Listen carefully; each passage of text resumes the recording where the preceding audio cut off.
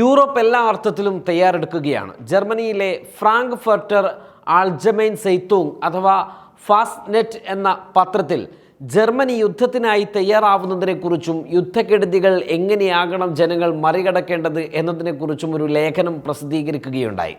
അതിൽ പറയുന്ന പ്രധാനപ്പെട്ട കാര്യങ്ങൾ മുഖവിലക്കെടുത്താൽ റഷ്യ എല്ലാ അർത്ഥത്തിലും യുദ്ധത്തിനായി കോപ്പ് കൂട്ടിക്കൊണ്ടിരിക്കുന്നതായും റഷ്യയെ പ്രതിരോധിക്കാൻ ജർമ്മനിയും യൂറോപ്പും തയ്യാറെടുക്കുകയാണ് എന്നുമുള്ള റിപ്പോർട്ടുകളാണ് പുറത്തു വരുന്നത്. എങ്ങനെ എന്നതാണ് നമ്മൾ ഇതിലൂടെ പ്രതിപാദിക്കാൻ പോകുന്നത്. റഷ്യയുമായി സൈനിക സംഘടനമുണ്ടായാൽ ബുണ്ടസ്വെഹർ അഥവാ ജർമ്മനിയുടെ സായുധ സേന ഒരു രഹസ്യ പദ്ധതി തയ്യാറാക്കിയിട്ടുണ്ടെന്നും റിപ്പോർട്ടിൽ പറയുന്നുണ്ട്. 1000 പേജുകളുള്ള ഓപ്പറേഷൻ ജർമ്മനി പദ്ധതിയിൽ പ്രത്യേക സംരക്ഷണം അർഹിക്കുന്ന എല്ലാ അടിസ്ഥാന വിഭാഗങ്ങളെയും എല്ലാ സൗകര്യങ്ങളെയും അവർ ലിസ്റ്റ് ചെയ്തിട്ടുണ്ട്. റഷ്യൻ സേനയെ തടയുന്നതിനായുള്ള പദ്ധതികളും അതിൽ അടങ്ങിയിട്ടുണ്ട്. അത് അതീവ രഹസ്യമായതിനാൽ അതെങ്ങനെ എന്നവർ പറഞ്ഞിട്ടില്ലെങ്കിൽ പോലും പദ്ധതികൾ അവർ തയ്യാറാക്കിയിട്ടുണ്ട്. ഇനി ഒരു 3ാം ലോക മഹായുദ്ധത്തിലേക്ക് ലോകം കടന്നാൽ യൂറോപ്പിൽ നിന്നും കൂടുതൽ രാജ്യങ്ങൾ റഷ്യക്കൊപ്പം ചേരില്ലെങ്കിലും റഷ്യയ്ക്ക് ഈ രാജ്യങ്ങളെ മുഴുവൻ ഭീതിപ്പെടുത്തി നിർത്താൻ കഴിയുന്ന തരത്തിലുള്ള സ്വാധീനം ചില രാജ്യങ്ങളിലെങ്കിലുമുണ്ട്. അതിനുള്ള കാരണം റഷ്യയുടെ ചരിത്രപരമായ നിലനിൽപ്പ് തന്നെയാണ്. ലോകത്തിലെ ഏറ്റവും വലിയ സൈനിക ശക്തി റഷ്യയാണ്.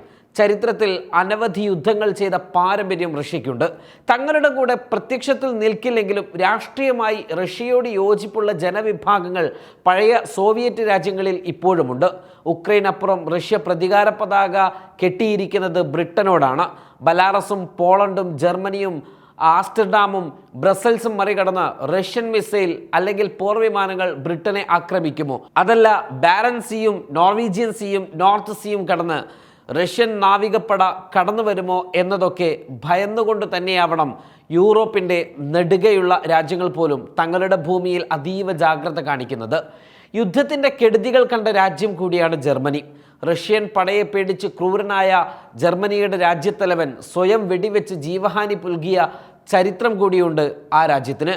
സ്വാഭാവികമായും യൂറോപ്യൻ യൂണിയൻ എന്നും നാറ്റോ എന്നുമുള്ള വികാരത്തിൽ ജർമ്മനി കൂടി യുദ്ധത്തിൽ യൂറോപ്പിൻ്റെ കൂടെ ചേരുമ്പോൾ അതൊരു പോയ കാലത്തെ അനുസ്മരിപ്പിക്കുന്ന പരാജയത്തിൻ്റെ പകപോക്കൽ കൂടിയാവാൻ സാധ്യതയുണ്ട്. ബലാറസും പോളണ്ടും കഴിഞ്ഞുള്ള രാജ്യമാണ് റഷ്യയ്ക്ക് ജർമ്മനി. ബലാറസ് ആവട്ടെ റഷ്യയുടെ എല്ലാ താല്പര്യങ്ങൾക്കും കൂടെ നിൽക്കുന്ന രാജ്യവും. ഒരുപക്ഷെ പഴയ യുദ്ധകാലത്തെ പകപോക്കൽ ജർമ്മനിയെ ഭയപ്പെടുത്തുകയോ പ്രതികാരദാഹത്തിനായി തയ്യാറാക്കുകയോ ഒക്കെ ചെയ്തേക്കാം.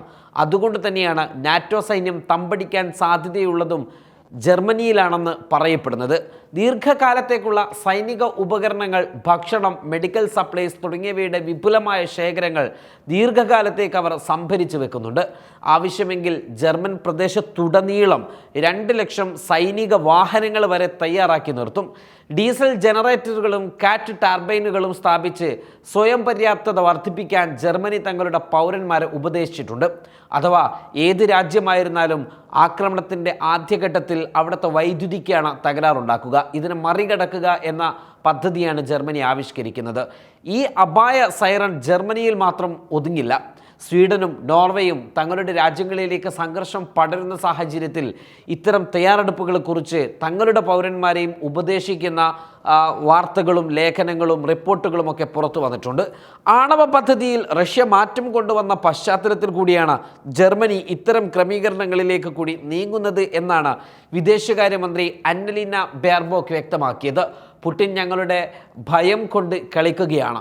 റഷ്യ ക്രീമിയ പിടിച്ചടക്കിയ 2014 മുതൽ ഈ ഭീഷണി തുടരുകയാണ് എന്ന് ഊന്നിപ്പറഞ്ഞ അവർ നമ്മുടെ സ്വന്തം സുരക്ഷയിലും സംരക്ഷണത്തിലും നാം നിക്ഷേപിക്കണം എന്നും വ്യക്തമാക്കിയിട്ടുണ്ട് എന്നതും എടുത്തു പറയേണ്ട ഒന്നാണ്. യൂറോപ്പിലെ സുരക്ഷയ്ക്ക് റഷ്യ ഏറ്റവും വലിയ ഭീഷണിയാണെന്ന് ആരോപിച്ച് ജൂലൈയിൽ ജർമ്മൻ വിദേശകാര്യമന്ത്രി അന്നലീന ബെയർബോക്കിൻ്റെ പരാമർശത്തെക്കുറിച്ച് റഷ്യൻ വിദേശകാര്യ മന്ത്രാലയ വക്താവ് മരിയ സക്കറോവ പറഞ്ഞത് ഇങ്ങനെയാണ്: ഇത് ഭീകരമായ അസംബന്ധം മാത്രമാണ്.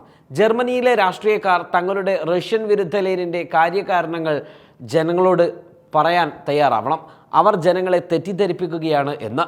വർദ്ധിച്ചു വരുന്ന അപകട സാധ്യതകൾക്ക് മറുപടിയായി 40-ൽ അധിക തസ്തികകൾ സൃഷ്ടിച്ചുകൊണ്ട് ഹാംബർഗ് സെനറ്റ് പ്രതിസന്ധി മാനേജ്മെൻറ്റും സിവിൽ ഡിഫൻസും ഏർപ്പെടുത്തിയിട്ടുണ്ട്. സന്നദ്ധ പ്രവർത്തകർ അടങ്ങുന്ന മൂന്നാമത്തെ ആഭ്യന്തര സുരക്ഷാ കമ്പനിയും പ്രവർത്തനം ആരംഭിക്കണം. ഉറപ്പാക്കുന്നതുൾപ്പെടെ ആകസ്മിക പദ്ധതികൾ വികസിപ്പിക്കാൻ കമ്പനികളോട് ബുണ്ടസ്വെഹർ അഭ്യർത്ഥിക്കുന്നുമുണ്ട്. വ്യാപാരം, വ്യവസായം, കൃഷി എന്നിവയുടെ പ്രതിസന്ധികളുമായി ഹാംബർഗിൽ ഇതിനകം ചർച്ചകൾ നടന്നിട്ടുണ്ട്. രാജ്യത്തുടനീളം സമാനമായ പരിപാടികൾ സംഘടിപ്പിക്കുന്നുണ്ട്. തുറമുഖ അടിസ്ഥാന സൗകര്യങ്ങളെ അട്ടിമറിയിൽ നിന്ന് സംരക്ഷിക്കാൻ ലക്ഷ്യമിട്ട് ജർമ്മനി അതിൻ്റെ ആദ്യത്തെ സംയുക്ത സിവിലിയൻ സൈനികാഭ്യാസ റെഡ് സ്റ്റോം ആൽഫ ഇതിനകം നടത്തി കഴിഞ്ഞു.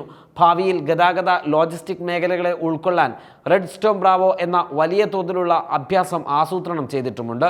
ബുണ്ടസ്വെഹറിൻ്റെ പദ്ധതികൾക്ക് രാഷ്ട്രീയക്കാരിൽ നിന്നും ബിസിനസ്സുകാരിൽ നിന്നും മികച്ച പിന്തുണയാണ് ജർമ്മനിയിൽ ലഭിക്കുന്നത്. രാജ്യത്തിൻ്റെ സിവിൽ സൈനിക പ്രതിരോധത്തിന് സമ്പദ് വ്യവസ്ഥയുടെ പ്രതിരോധം നിർണായകമാണ് എന്നാണ് ഹാംബർഗ് ചേംബർ ഓഫ് കൊമേഴ്സിൻ്റെ നേതൃത്വവും അഭിപ്രായപ്പെടുന്നത്. സെപ്റ്റംബർ 1 ജർമ്മനിയിലെ കോളോൺ വാനിലെ നിയമനിർവഹണ ഉദ്യോഗസ്ഥർ ഉക്രൈനുള്ള പിന്തുണ ഉൾപ്പെടെ ലോജിസ്റ്റിക്സിൽ പ്രധാന പങ്ക് വഹിക്കുന്ന ഒരു നാറ്റോ താവളത്തിൽ സാധ്യമായ അട്ടിമറിയെക്കുറിച്ച് അന്വേഷണം ആരംഭിച്ചിട്ടുണ്ട്. കോളോണിൽ നിന്ന് പോളണ്ടിലേക്ക് പരിശീലനം പൂർത്തിയാക്കിയ ഉക്രൈനിയൻ സൈനികരെ അയക്കാൻ ഈ താവളം ഉപയോഗിക്കുന്നു.